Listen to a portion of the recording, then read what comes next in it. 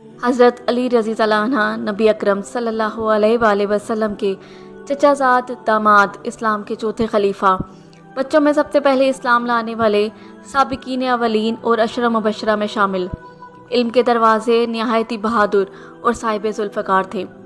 آپ کے در سے کوئی سائل خالی نہ جاتا۔ آپ نے کبھی کسی بت یا مورتی کو سجدہ نہیں کیا۔ آپ کی زبان مبارک سے ہر وقت حق اور حکمت کی باتیں جاری ہوتی تھیں۔ حضور اکرم صلی اللہ علیہ وآلہ وسلم نے ایک دفعہ آپ کو ابو تراب کہہ کر پکارا، اس کے بعد آپ اس کنیت سے مشہور ہوئے۔ حضور اکرم صلی اللہ علیہ وآلہ وسلم نے ہجرت والی رات حضرت علی رضی اللہ عنہ کو اپنے بستر پر سلایا اور اپنی سب سے چھوٹی اور لاڈلی بیٹی خاتون جنت حضرت فاطمہ رضی اللہ عنہ آپ کو نکاح میں دیں۔ آپ حضور اکرم صلی اللہ علیہ وآلہ وسلم کے ساتھ غزوات میں شریک ہوتے تھے۔ جنگ بدر میں، ولید اور خیبر میں مرحب آپ ہی کے ہاتھوں مارے گئے۔ آپ نے کوفہ کو اپنا دارالخلافہ بنایا اور اس دور میں کئی خانہ جنگیاں دیکھیں۔ سیدنا علی رضی اللہ عنہ سے مروی ہے کہ وہ کہتے ہیں، میں ابھی تک نوعمر ہی تھا کہ رسول اللہ صلی اللہ علیہ وآلہ وسلم نے مجھے یمن کی طرف بھیج دیا۔ میں نے کہا، آپ مجھے ایسے لوگوں کی طرف روانہ کر رہے ہیں جن کے مابین جھگڑے ہوں گے اور میں تو فیصلے کرنے کا علم نہیں رکھتا۔ آپ صلی اللہ علیہ وآلہ وسلم نے فرمایا، اللہ تعالیٰ تمہاری زبان کو درست اور دل کو مضبوط رکھے گا۔ سیدنا علی رضی اللہ عنہ کہتے ہیں، اس کے بعد مجھے دو آدمیوں کے درمیان فیصلہ کرنے میں کبھی تردد نہیں ہوا۔ ابو حازم نے کہا، مجھے حضرت سہل بن سعد رضی اللہ عنہ نے بتایا کہ خیبر کے دن رسول اکرم صلی اللہ علیہ وآلہ وسلم نے فرمایا، میں جھنڈا اس کو دوں گا جس کے ہاتھوں اللہ تعالیٰ خیبر فتح کروائے گا۔ وہ اللہ اور اس کے رسول سے محبت کرتا ہے اور اللہ اس کے رسول اس سے محبت کرتے ہیں۔ حضرت سہل رضی اللہ عنہ نے کہا، مجھے صحابہ نے یہی کھوجتے سوچتے اور باتیں کرتے رات گزار دی کہ یہ جھنڈا کس کو عطا ہوگا۔ جب صبح ہوئی تو سویرے سویرے تمام لوگ رسول اکرم صلی اللہ علیہ وآلہ وسلم کے سامنے پہنچ گئے۔ ہر کسی کو یہ امید تھی کہ جھنڈا اسے ملے گا۔ رسول اللہ صلی اللہ علیہ وآلہ وسلم نے فرمایا، علی ابن طالب کہاں ہیں؟ لوگوں نے عرض کی، اللہ کے رسول وہ آنکھوں کے مرض میں مبتلا ہیں۔ آپ صلی اللہ علیہ وآلہ وسلم نے فرمایا، اسے لانے کے لیے کسی کو بھیجو۔ انہیں لایا گیا تو آپ نے ان کی آنکھوں میں اپنا لعاب دام لگایا اور اس کے لیے دعا کی تو اس طرح ٹھیک ہو گئے جیسے انہیں بیماری تھی ہی نہیں۔ آپ نے ان کو جھنڈا عطا کیا۔ حضرت علی رضی اللہ عنہ نے کہا، اللہ کے رسول کیا میں اس وقت تک ان سے جنگ کروں جب تک وہ ہم جیسے مسلمان نہ ہو جائیں؟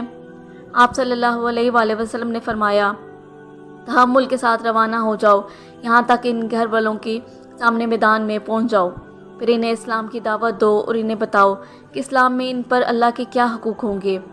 اللہ کی قسم، اللہ کے انسان کو بھی تمہاری وجہ سے ہدایت عطا کر دے تو یہ تمہارے لیے اس سے زیادہ اچھا ہوگا کہ دنیا کے بہترین مال، سرخ اونٹ تمہیں مل جائیں۔ نبی اکرم صلی اللہ علیہ وآلہ وسلم نے فرمایا، جس کا میں مولا ہوں علی بھی اس کے مولا ہیں۔ نبی اکرم صلی اللہ علیہ وآلہ وسلم نے حضرت علی رضی اللہ عنہ سے فرمایا، تم میرے لیے ایسے ہی ہو جیسے ہارون موسیٰ کے لیے تھے، البتہ اتنی بات ضرور ہے کہ میرے بعد کوئی نبی نہیں ہے۔ علی رضی اللہ عنہ کہتے ہیں کہ نبی اکرم صلی اللہ علیہ وآلہ وسلم نے مجھ سے فرمایا، تم سے صرف مومن ہی محبت کرتا ہے اور منافق ہی بغض رکھتا ہے۔ حضرت علی رضی اللہ عنہ کی خدمت میں ایک عربی عورت اور اس کی باندی حاضر ہوئی تو آپ نے ہر ایک کو برابر طور پر غلہ کی ایک مقدار اور 40 درہم دیے۔ باندی تو اپنا حصہ لے کر خوشی خوشی واپس لوٹ گئی، لیکن وہ عربی عورت واپس نہ لوٹی۔ اس نے تعجب کرتے ہوئے کہا، اے امیر المومنین، آپ نے مجھے اتنا ہی دیا جتنا اس باندی کو، جبکہ میں عربی ہوں اور وہ ایک باندی۔ حضرت علی رضی اللہ عنہ نے جواب دیا، میں نے اللہ کی کتاب میں غور کیا تو مجھے اولاد اسماعیل کی اولاد اسحاق پر کوئی فضیلت نظر نہیں آئی، اس لیے میں نے کسی کو ترجیح نہیں دی، برابری کا سلوک کیا۔ ایک دن حضرت علی رسول پاک صلی اللہ علیہ وآلہ وسلم کی حدیث بیان کر رہے تھے۔ آپ نے ایک حدیث بیان فرمائی تو ایک شخص بولا، آپ جھوٹ کہتے ہیں، ہم نے یہ بات نہیں سنی ہے۔ حضرت علی نے فرمایا کہ میں تیرے خلاف بددعا کرتا ہوں، تو جھوٹا آدمی ہے۔ اس نے مغرور ہو کر کہا، کر لو بددعا۔ حضرت علی نے اس کے خلاف بددعا کی تو وہ آدمی اپنی جگہ سے ابھی اٹھنے بھی نہ پایا تھا کہ اس کی بینائی ختم ہو گئی۔ حضرت علی کی عدالت میں آپ کا ایک محب سیاہ فام کھڑا تھا۔ حضرت علی رضی اللہ عنہ نے پوچھا، کیا تو نے چوری کی ہے؟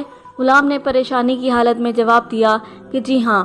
امیر المومنین حضرت علی نے اس کے ہاتھ کاٹ دیے۔ جب وہ غلام سزا بھگت کر واپس ہوا تو راستے میں اس کی ملاقات حضرت سلمان فارسی اور ابن القوا سے ہوئی۔